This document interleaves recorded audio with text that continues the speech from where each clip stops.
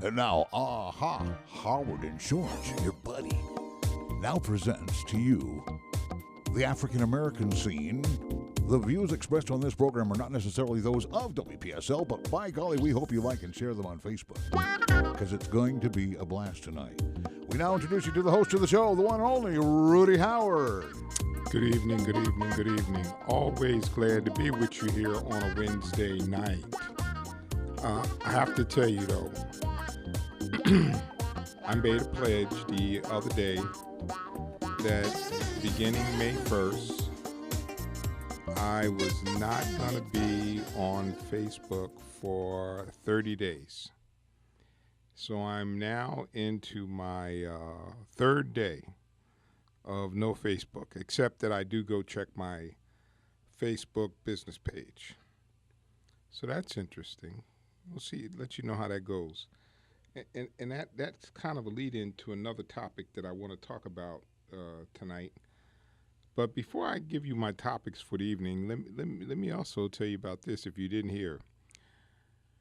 That officer Schlager, who shot the black man running away in South Carolina, pleaded guilty. So waiting for a sentencing. So he did plead guilty. Now, here's the thing. For all of my listeners who hate Black Lives Matter, he filed a report contrary to what the events are. It just so happened that there was a passerby who videoed the whole scene.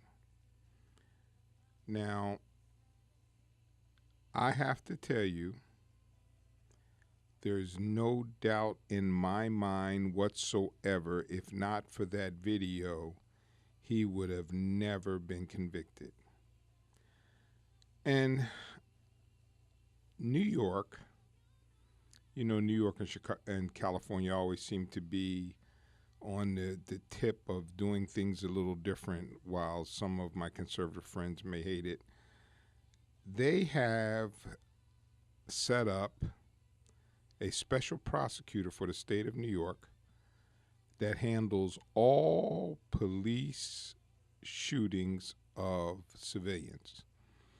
So it pretty much removes the prosecutor from the local area in prosecuting those cases, because they work with those police officers on a daily basis, and there's sometimes some strong familiarity between the prosecutor and the police officer. So I think that is a model every state should follow.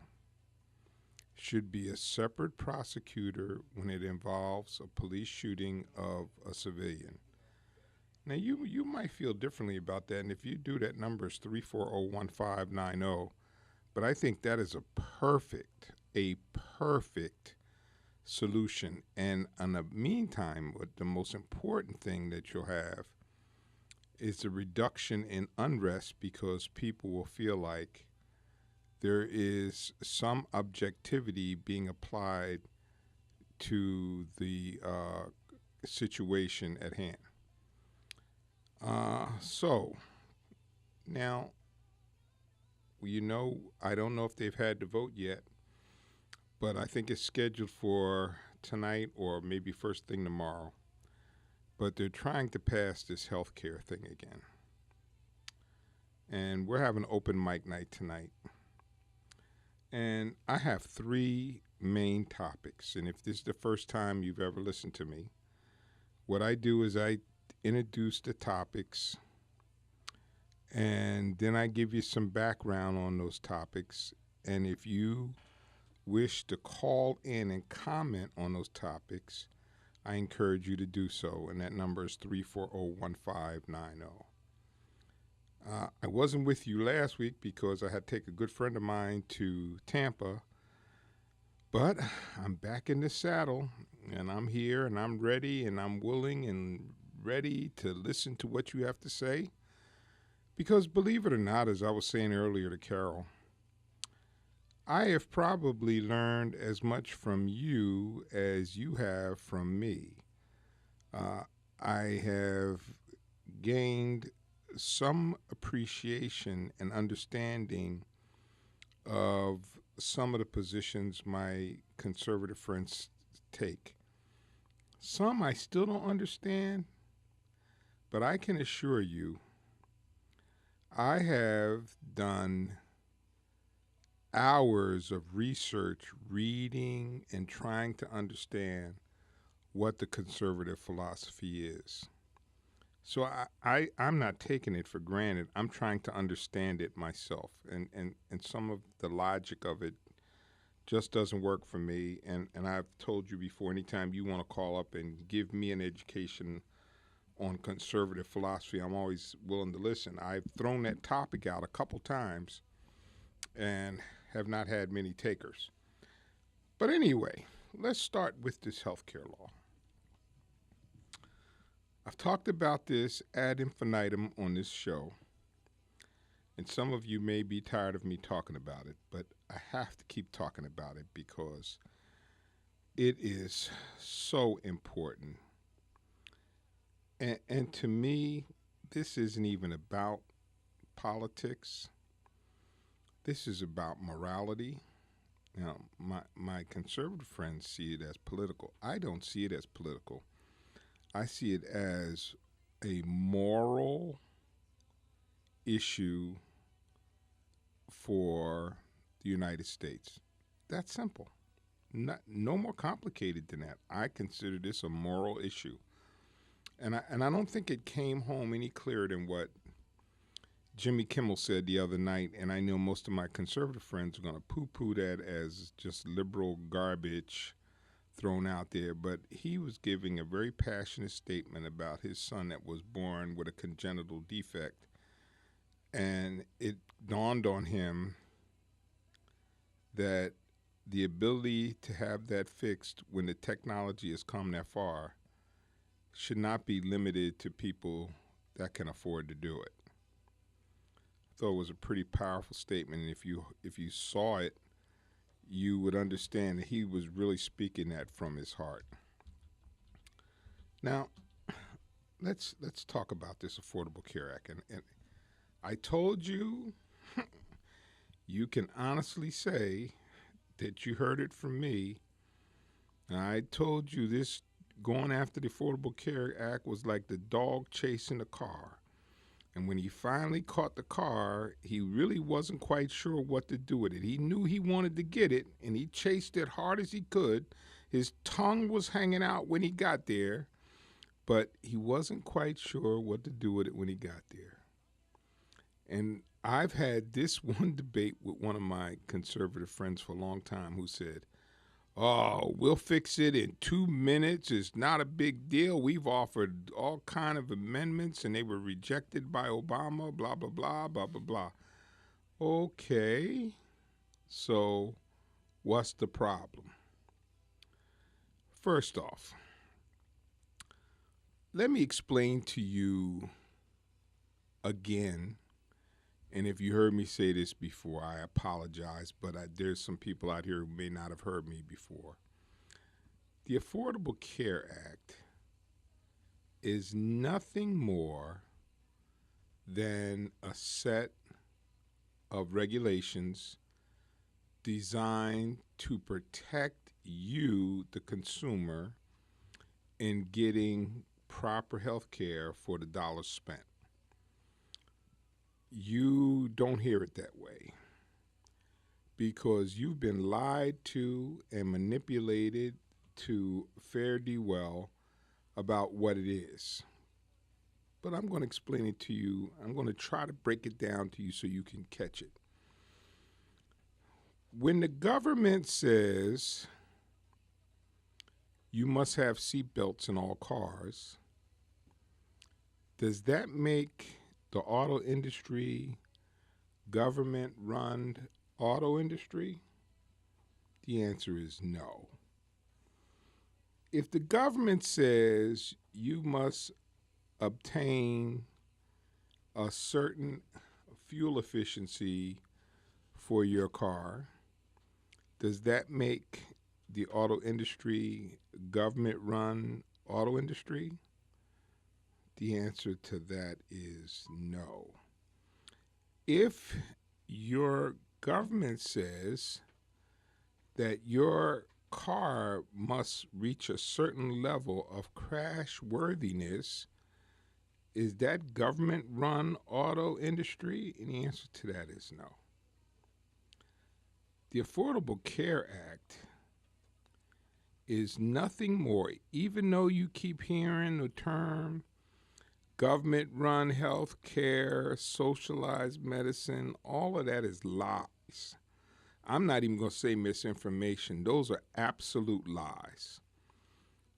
What the Affordable Care Act did was set out a criteria that if you are going to sell health insurance in the United States going forward, you must provide essential benefits. And that's what the big bugaboo is about between the conservatives and the Freedom Party and the Tuesday conservatives. They don't like the essential benefits. Now, why did they do that? First off, President Obama was trying very hard to come up with a system that would be amenable to Republicans that they could get behind and support. So the system that we have now is not a system that most progressives or Democrats wanted. But we have a caller on line one. Frank. Yes, Frank. Yes, Rudy. I have a very simple question about the misinformation about the Affordable Care Act. Why do we have 916 paragraphs in the body of the text that start with "as the commissioner shall determine"? So what's your point? My point is, you're telling us that it's not government run, and the Affordable Care Act is written specifically saying "as the commissioner shall determine," and then the regulation takes place, or the set aside is established, or the subsidy to a specific group is allocated and denied to another group. Okay. Why does that happen 916 times in the Affordable Care Act? Well, I don't know. I mean, how many times is it in the OSHA? How many times is it in the USDA? Would you like me to look up the OSHA numbers and then call you back? Is that your answer? No. Well, no. My answer is it is not government-run health care. Now, would you like for me to explain? Commissioner is from the government. What do you call that? Well, let me explain to you. Commissioner run? Please, don't insult my intelligence. Come on. Well, let me explain. I need a serious answer. I'm going to give you a serious answer. Okay. You ready for a serious answer? I'm ready. Okay. The way the program was set up, it was set up to be a market-based program. That meaning that there was specific criteria that an insurance company must subscribe to in order to sell health insurance going forward. That's it. That is the bottom line. Okay. Now, wait. Now you want to know? I'm going to tell you. Now, what it is that in any bill, if we're going back to basic fundamental civics, when a bill is presented and a bill becomes law, and the law is then begins to be administered, often the details associated with the new law have not been finalized. So the commissioner or the director or whoever oversees that law then begins to set in place some rules. Now, let me tell you why it's not government-run healthcare. The government does not say who can or cannot sell. They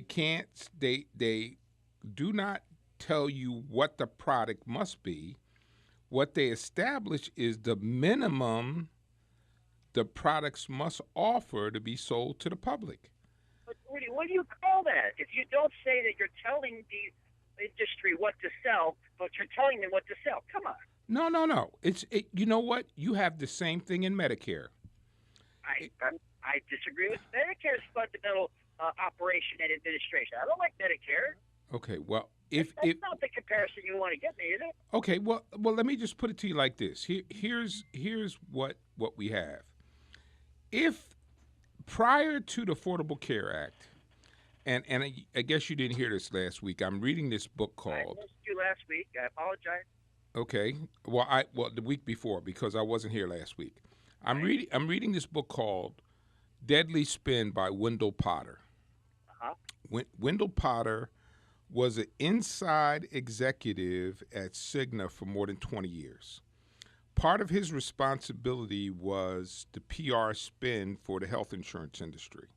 Right. And he in that book, I promise you, sir, if you read that book, your mind about your concern about healthcare will be changed forever because he breaks the scab off, gets underneath, and tells all the dirty little secrets about why the resistance has been built up because of the false information that's been fed to the public. Right. He says, and he spells it out, and he was one of the ones that helped create the false information. And one of the things that he talks about early on in the book, because I'm only about a fourth of the way through, he says that the government-run healthcare was one of the phrases that he helped create. And he said it's not a government-run healthcare system. Now, you may object to the fact that the government has a hand in it, but what the government did is try to protect you. What they did is no different than the creation of OSHA. You understand what OSHA did, right? The Occupational Safety and Health Administration. No. That is a non-starter for a comparison because OSHA has specific policies for specific functions that take place in business, whereas the Affordable Care Act is manipulating markets to give subsidies to their favored constituencies and to extract and to minimize the ability of the insurance companies to dictate to the policyholder. No, I'm not here to stand up for for the insurance companies because their job is to gain profit first and give service second. We know that, but the Affordable Care Act has 900 instances where it says, as the commissioner shall determine, and those are regulations, laws, rules that cannot be broken if you want to participate. Well, and that's why we are losing people like Aetna and all these other companies because they cannot find a way with their shady ways. They can't find a method to be profitable under the Affordable Care Act restriction. Well, that's your interpretation. I've been doing this. I've only been doing this for 40 years. In so the market, what do you call that? Well, I'm going to tell you exactly. Okay. Prior to the implementation of the ACA, here's what you had, and it happened on a routine basis. Okay, and I forget the term they use because I just finished reading the chapter. What you had, insurance companies could go in after you were in the hospital ill and find a comma or a period you missed on your application and then deny your health benefits. That's right. I know that. Okay, so they made about $128 billion a year doing that. Okay, so if you know that, the ACA stopped that. Before there was the ACA, if you had a pre-existing condition, you could not afford to pay the premiums in order to get health insurance. You understand that to be true too. But now current policyholders can't do it either. Okay, but now is that spending $800,000 a month on premiums and they have $5,000 deductibles?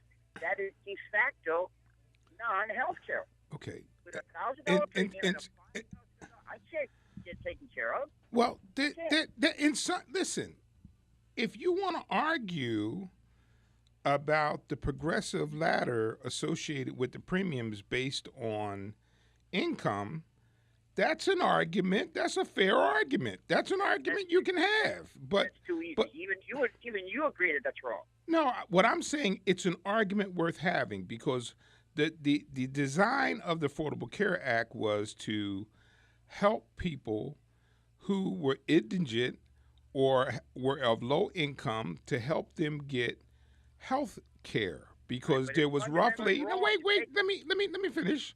Okay, what I'm saying to you is, if your argument is an honest argument is that you don't like the fact that indigent people pay less than you, okay, that's an argument. That's a that's a reasonable argument. That is a fatal flaw. There's no argument. No, it's wrong, period. it's not a flaw. Rudy, you cannot, in good conscience, defend the ability of the Affordable Care Act to take money out of my pocket and pay it to an indigent person just because that person is indigent. You can't defend that. I can. How? 45 million people, Yeah. 45,000 people a year were dying from lack of health insurance prior to the Affordable Care Act. Now, I didn't wait. kill them. Why are You want taking my money? Okay, wait. So wait a minute. You want me to? Okay, let me explain to you why it was worth taking your money, because they took mine too. Okay, listen, Frank. Let's just listen. Now I'm going to give you. You said I can't defend it, but I can. What I'm going to tell you is, you pay in your property taxes to send kids, pay for other people's children to go to the local school. Even when your kids have graduated, and even if you have no kids and you're single and you own property, you pay for other people's children to go to school. And you know why? I deduct a portion of that from my federal income tax. I know, but you know why? I don't get to deduct this from my federal income tax. It's confiscated from me. It goes away. I don't have a way to determine its disbursement, and it's unfair to confiscate my money when it goes for something that's political. Well, the Affordable Care Act is political to you? Listen, we all know that it's easy to get people on board when you give them something for nothing or make the appearance of that. Well, sir, here's where you and I disagree. I said this at the outset. The Affordable Care Act, to me, is not political at all. It is a moral issue to me. Now, I can't speak for you, but for me, it is a moral issue. And here's how strongly I feel about that. If the federal government told me tomorrow that I had to pay an extra $100 a year to help my fellow citizens have health care, I'd pay it in a blink of an eye. I wouldn't even hesitate, because I care that much about my fellow Americans, my brothers and sisters in America, that I don't want them to be sick and dying because they don't have health insurance. That's not political. That sounds great, Rudy. But now, if it was $100 a year, I would even do it. But it's not $100 a year. It's $2,000 a month, and it doesn't save anybody that couldn't be saved in the old system. That's not one true. person. Not true. And, okay, give me a case example of someone that only could be treated with the Affordable Care Act that was left to die before 2008. Okay. My niece. Okay. My niece has multiple sclerosis. Okay. She is okay. All right. Now I'm gonna give you. You said give you example. I'm gonna give you example. Okay. When she graduated from University of North Carolina with her master's degree, she was working in a company as a speech pathologist. The company went out of business. Okay. She now has MS, and she tried to get insurance, and guess what? Right. She couldn't get it. And if you know anything about multiple sclerosis, those drugs are astronomically expensive. I can imagine. Okay, fortunately, her mother and father, my brother-in-law and sister-in-law, were not poor people, but they had to dig in their pocket every month to help this grown woman survive because she could not get health insurance. And when the Affordable Care Act came in, guess what? She was able to get health insurance. So, in essence, what happened is the Affordable Care Act saved my brother-in-law and sister-in-law's life savings who had to try to help their child live because she could not get health insurance. How's that for an example? I'm going to ask you a question. Is multiple sclerosis a common ailment that is distributed evenly across the population? What kind of Or question is it is that? something very, very unfortunate that happens to a rare few unfortunate souls in this country? So what difference does that make? I'm going to tell you. Because you can make a special fund through the Congress or even through executive order to fund those special needs patients on a case-by-case basis that doesn't have to take the entire system and turn it upside down for that particular case. No. You can treat it individually and specifically. No. You don't need to touch the other 99% of people that don't get that disease. No, there's other issues. I could give you. I could give you 3 or 4 more personal cases, but I can't because I got another caller that's waiting to call. Okay. But thank you, Frank, and Steve on line 2. Steve online too. Okay. Yes, sir. Hey, Yes. is this Rudy? Yes. Hey, Rudy, it's Steve. Yes. Conservative Steve. I know who you are. Hey! Yeah. Our favorite caller. Let me throw out a suggestion about health care. Okay. Let's just get rid of insurance altogether. And let's get the government out of insurance. And the reason I'm saying that is because of a couple of reasons. First, as a corporation, insurance, you know about the addition of, fraud. Because insurance companies do not have the money to go after every case of fraud. So it's basically at the end of the system that we're paying for some amount of fraud, even in the insurance business. It's calculated into the overall cost. And guess who goes after the fraud for them? Okay. Do you know who goes after the fraud for them? Who does? The government. The government. But The government point, pursues fraud on behalf of the insurance companies. yeah, I, as a licensed, finish. let me finish. I, as a licensed insurance agent, one of the sections that I have to complete every year when I get recertified is identifying and reporting fraud. And each insurance company has a fraud unit, but the government assists in the eliminating fraud.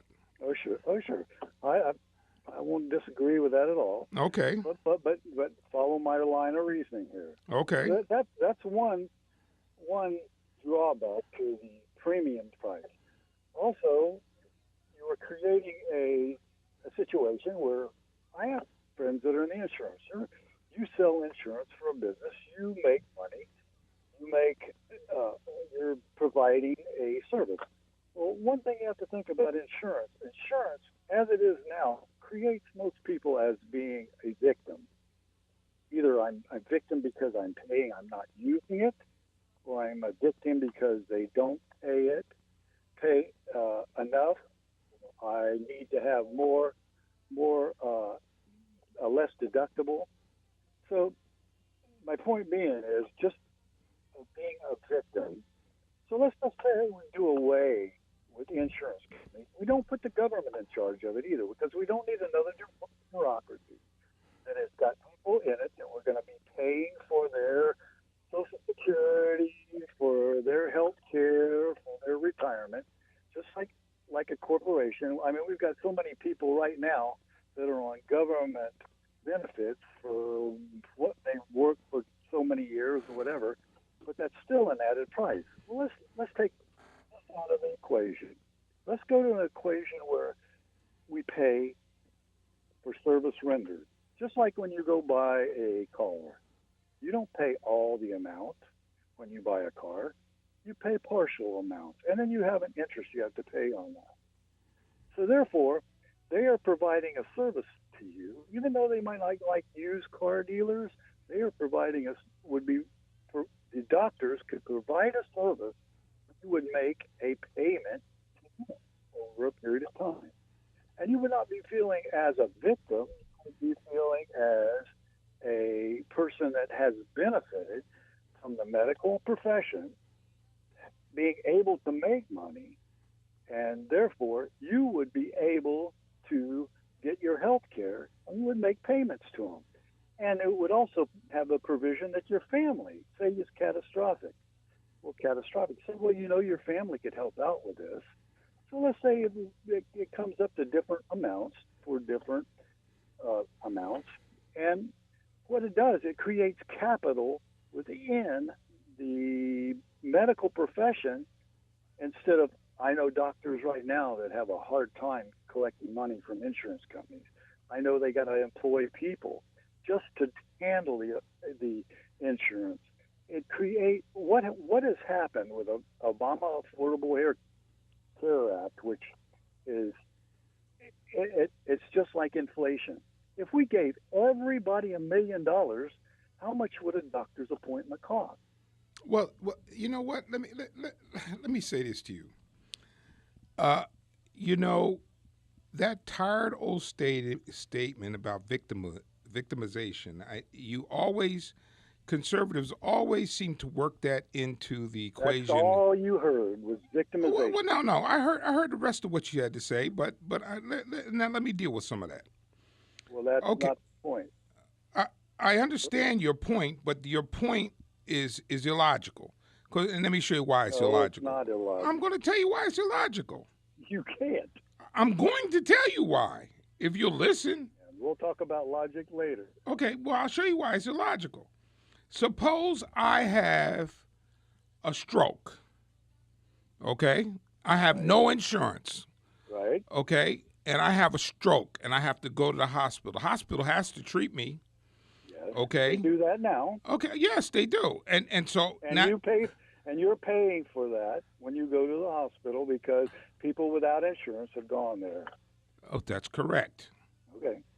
So why should we continue to do that? What's the logic behind not having insurance when you're still going to get stuck with a bill? Well, wait. Except that it'll make you happy because it's not associated with insurance. You pay for the bill for the person that has to go get uncompensated care. Yes, but I am saying all care would be compensated. Well, how could it be compensated if it's just like cars, Rudy. No, Steve, it's not. Because you know what? I have sat on the hospital board of Port St. Lucie Hospital, and I also sat on the board of the Martin Memorial Hospital. I was on the board of both hospitals. The first thing that blew my mind when I saw the budget passed out was the millions and millions of dollars in uncompensated care that they had to absorb. That's right. Okay, so what you have an opportunity when and in this area we're kind of insulated from it. Okay, in this area, wait. In this area we're kind of insulated from it, but in some of the places where there's rural hospitals, some of them have gone out of business because they can't afford the uncompensated care. But uncompensated is my point. Compensation would be that I am not a victim. I appreciate that you're treating me. The people that come in should have to pay something. Insurance is creating a bureaucracy or a business that's, that in some ways is increasing the amount of money and profit that people can make because it's an untrue market. Once, just like I said, if you give everybody $1 million and tell them they have to pay for their own insurance and that they have to pay for their own care, the price of care is going to go up. And that's exactly what's happened in our situation. Inflation is overtaking because of the amount of money that is just kind of thrown in there. That's not correct. No, it is correct. Go get a couple of aspirin from the hospital and see how much it costs you. I agreed that it'll be astronomical. And why? Why would they charge that? Because there's some way from an insurance company they're going to get paid. Okay. So Okay. Why should an insurance company pay $30 for an aspirin? You tell me. Why shouldn't the patient have to pay, say, 5 or 10? Okay, so why should a hospital pay $30? I mean, why should an insurance company pay $30 for an aspirin? Why should they do that? Well, actually, most insurance companies negotiate on bills anyway. Oh. And they bring the price down too, don't they? Oh. Don't they? I'm not saying that's a bad thing. But my point is the same as negotiation. Because the individual is paying for the service. And it creates a market. It creates a flow of capital. It creates a consistent flow of capital. Now, I'm going to say it. Catastrophic events, maybe the government should have an agency, but not a bureaucracy that goes out there and mandates and strips people and tells what you can't have and what you can have. Doesn't say they don't do that. The bill doesn't do that.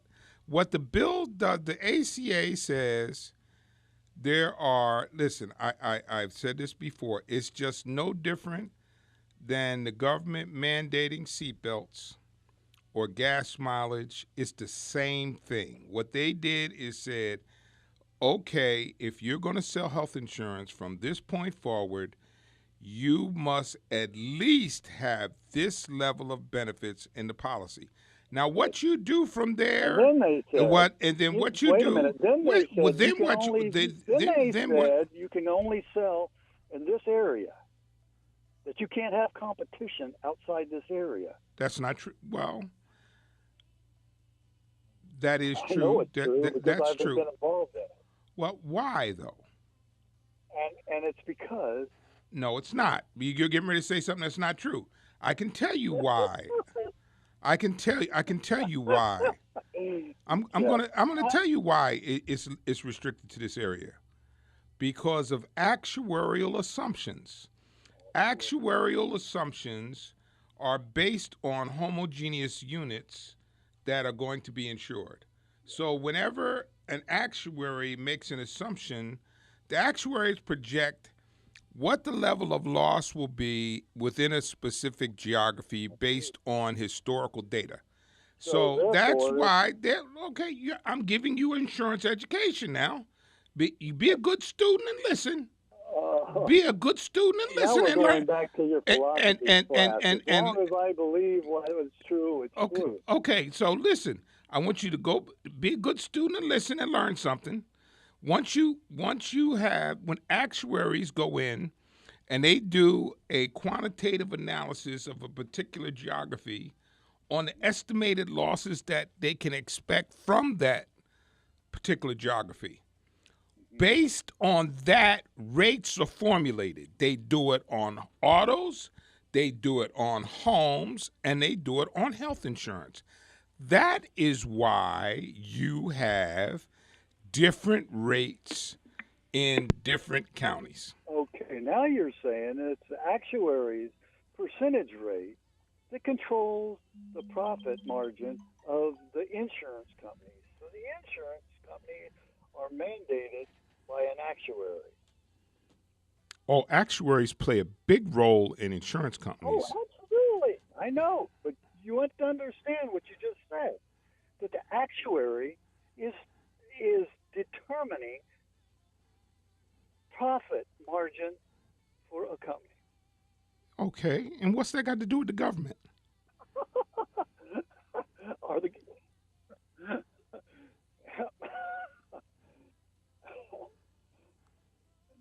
So what does that have to do with the the government? government is going to use? What do you think? It's the same repetition, Rudy, because the government is going to employ people to assess your health care or your insurance in a way. Why not create capital within the system itself and not create capital needed outside the system to substantiate and enhance people's lives? You're You know breaking how up. I much can't hear you. I Okay. said, well, how can we keep the government can't continue. The government is the biggest job provider in the United States. Correct. Therefore, it also is the biggest provider of benefits after you retire. Somewhere along the line, Rudy, we're eating ourselves up. And Okay. we can't do this anymore. We're on a merry-go-round now. Now we're on a merry-go-round. That's You're right. you're all the way back to there, and what I'm And trying to tell you, and I said this at the outset, and I'm going to say it again. If we can send 59 bombs to a place that is halfway around the world that does not pose an imminent threat to us, and we cannot find the money to provide health insurance for our American brothers and sisters, that is a moral problem for me. For me, okay, for Rudy Howard, it is a problem for Rudy Howard. I can, That doesn't make and sense. that sounds like a moral problem that you have. But you have to understand also we live in a world where nuclear I don't want to. and We're not going down. We're not going down that road. We're don't not know. going down that You road. don't You know. wanna if you wanna talk about. We're talking about health care. So let's but limit in your. healthcare, Let me. healthcare, let me tell you, because you are always telling me, our national debt is getting. Look up U.S. national debt and look at the clock how it's running. We're at 128% spending right now. We just had to bail out our government. Are you again. saying? Are you saying to me that we cannot afford to provide health care for? I'm saying not the way we're doing now. We No. cannot do it in a way that it keeps building a bigger snowball, and that's what we're building with healthcare. And Ezekiel Manuel, all these other people, they wanted to go to a single payer system with the government in control. That's the basic behind this. They want insurance to be handled by the government. The government is inefficient because it is a snowball. More people retire. More people get rid.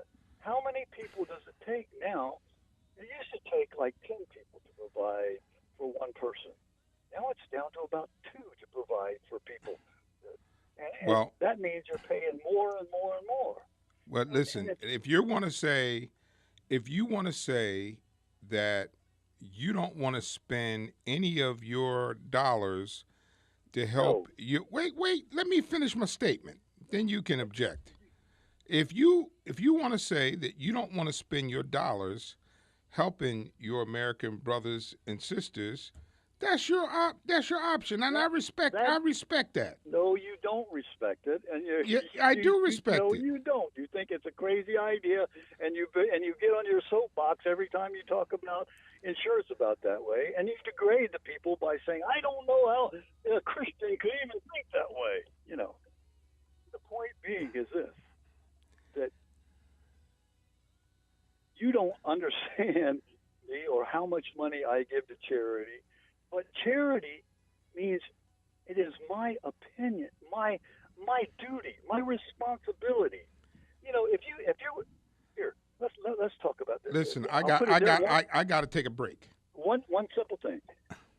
If liberals and progressives should thank God for conservatives, because the money that conservatives and combined with the liberals gives them the opportunity to do what they do.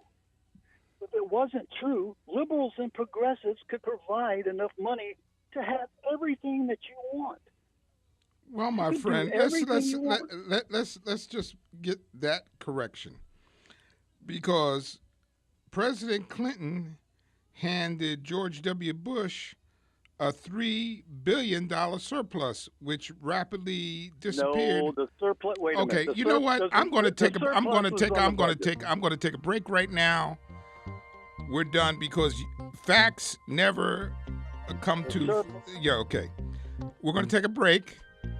That number is 340-1590. That's 340-1590. And of course, the engineer of the show doesn't allow filibustering. Okay. We got a few more minutes left with Rudy when we come back. 340-1590.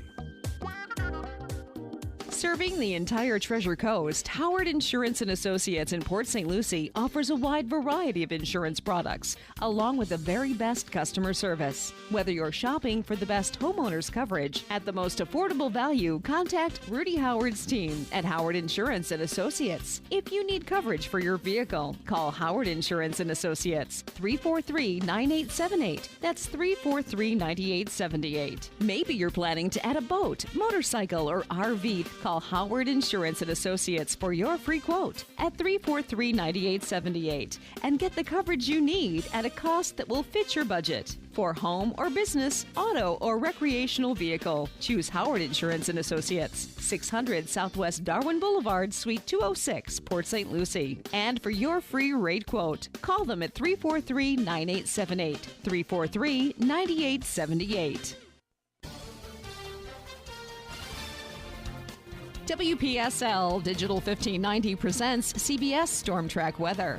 Hey, Treasure Coast, I'm CBS 12 meteorologist Jeff Baradelli. The nice weather continues tonight. It's going to be a nice night. Not expecting any rain out there. Mostly clear, comfortable humidity, comfortable low temperatures into the 60s pretty much area-wide.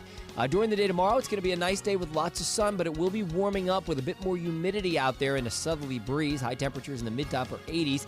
Still going to be a warm day on Friday with a good chance for showers and thunderstorms, and then we'll clear it out and cool it down, and also much lower humidity over the weekend.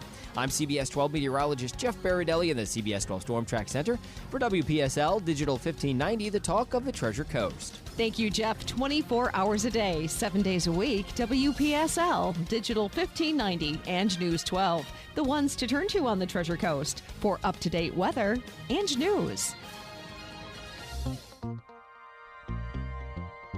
I'll bet you're glad you didn't touch that dial, because we're back with the African American team from Howard Insurance. Once again, here's Rudy Howard. Well, my. We had two vigorous debates there between Frank and Steve. Oh, yeah. And that's good. Yeah. And boy, I sure hope you learned something. I hated to go into the actuarial thing, but I needed you to understand why. You know, when people say, well, they only have this in this county, well, because that is where the actuarial assumptions come from.